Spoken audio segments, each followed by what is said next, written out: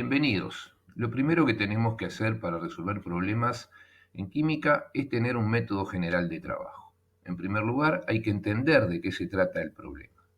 Leer atentamente la propuesta, tratar de entender la letra. En segundo lugar, identificar cuál es la incógnita a resolver, cuál es la pregunta. En tercer lugar, ver qué datos tenemos, qué información nos proporciona la letra del problema, cuáles son los datos y en qué unidades están expresados, y a su vez si hay que hacer alguna transformación a otra escala de unidades.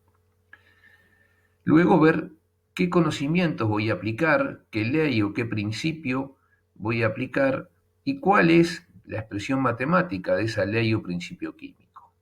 O sea, en una primera etapa trato de leer, de entender, en una segunda etapa de razonar y luego, recién luego de tener esto más o menos claro, pasamos a la etapa de hacer operaciones, operaciones lógicas y matemáticas, las cuales luego tengo que revisar para ver si el resultado que me dan es coherente, las unidades están bien expresadas y el número, la cifra, es algo razonable a la situación del problema.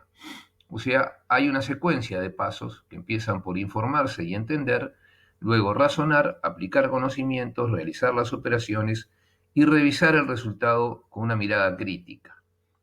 Esta secuencia nos permitirá obtener buenos resultados.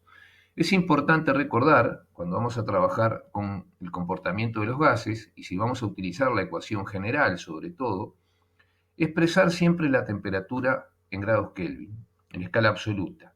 Para eso podemos transformar los grados Celsius a grados Kelvin. Expresar los volúmenes en litros y las presiones siempre conviene expresarla en atmósferas o en milímetros de mercurio torr. El valor de R que vamos a utilizar tiene que ser coherente con las unidades de presión que estamos utilizando. Eso son detalles importantes para no cometer errores en los problemas. Veamos un ejemplo. En el fondo de un lago, donde la presión equivale a 2,3 atmósferas y la temperatura es de 2 grados Celsius, se forma una burbuja de gas con un volumen de 4 mililitros. Calcular el volumen de la burbuja al ascender a la superficie, donde la temperatura es de 10 grados Celsius y la presión es de 1 atmósfera.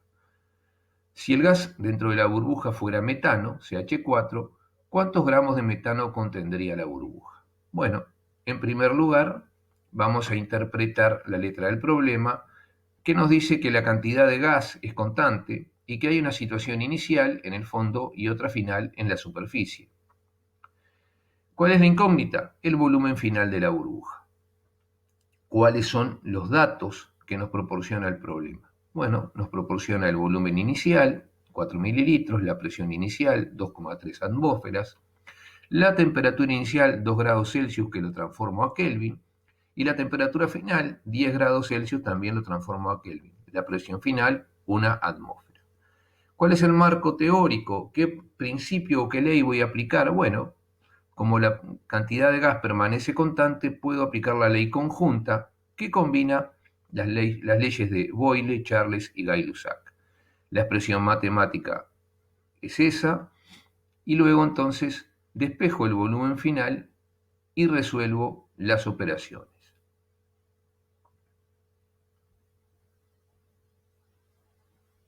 Como ustedes ven, en este caso no es necesario pasar el volumen a litros, ya que no estamos usando la constante. Y el volumen final, el resultado nos da 9,4 mililitros, lo que parece un resultado bastante coherente con los datos y la situación del problema. Vayamos ahora a la parte B. El gas es constante, la cantidad de metano dentro de la burbuja no cambia, y la incógnita es la cantidad expresada en gramos, la cantidad de metano. Bueno, los datos podemos usar tanto los correspondientes a la situación inicial o a la situación final. Usemos los de la situación final. Y aplicamos, por supuesto, la ecuación general del gas ideal.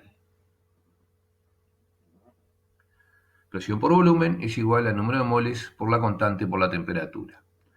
Despejo el número de moles y resuelvo. Observen que en este caso usamos el valor de presión en atmósferas, por lo tanto el valor de R es 0,082 atmósferas por litro sobre mol Kelvin.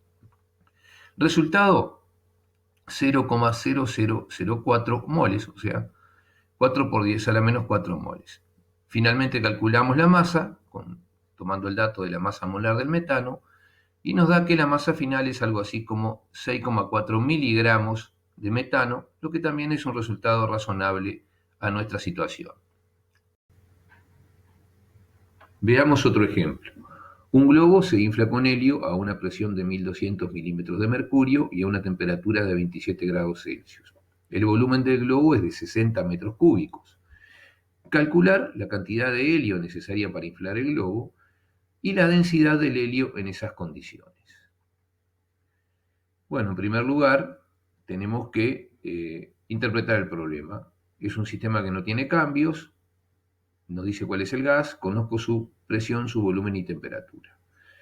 La incógnita en la primera parte es la cantidad de gas, puedo calcularlo en número de moles o en gramos, y la segunda parte es la densidad, que ahí sí voy a necesitar la masa.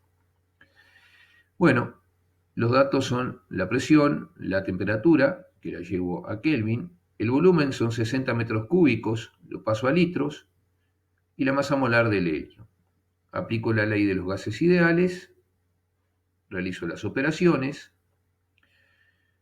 y observen que acá voy a utilizar el valor de R de 62,36 porque estoy usando la presión en milímetros de mercurio. Resultado final, 3.848 moles, que con esto alcanzaría, pero si quiero saber cuántos gramos son, solo utilizo la masa molar por el número de moles y me da que son 15.392 gramos, que es un resultado coherente para nuestro problema.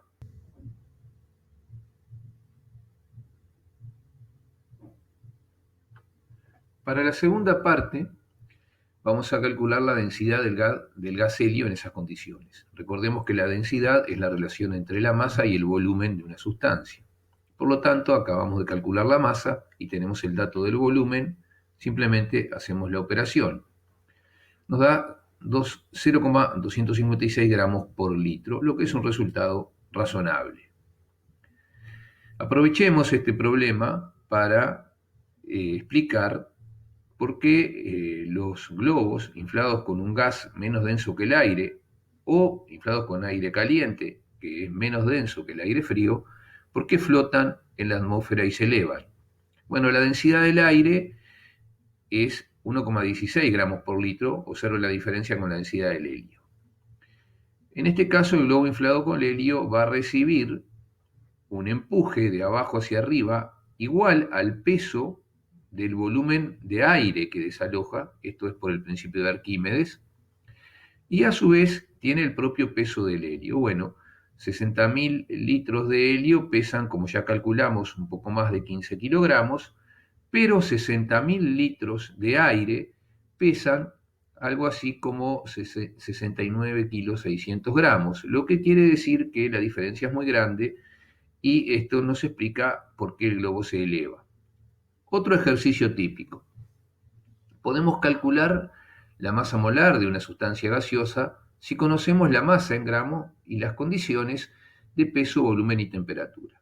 Por ejemplo, una masa de 0,14 gramos de un gas desconocido ocupa un volumen de 125 mililitros a una presión de 750 milímetros de mercurio y 27 grados Celsius.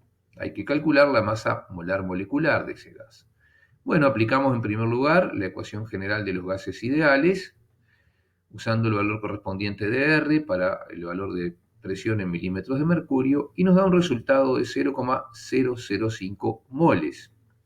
Luego calculamos la masa molar por la relación entre la masa en gramos y el número de moles. Nos da 28 gramos por mol, lo que es un resultado razonable, es el mismo resultado que sería si esto fuera gas nitrógeno molecular, no era un gas tan desconocido, Esperemos que haya sido útil y con gusto recibiremos vuestros comentarios y sugerencias.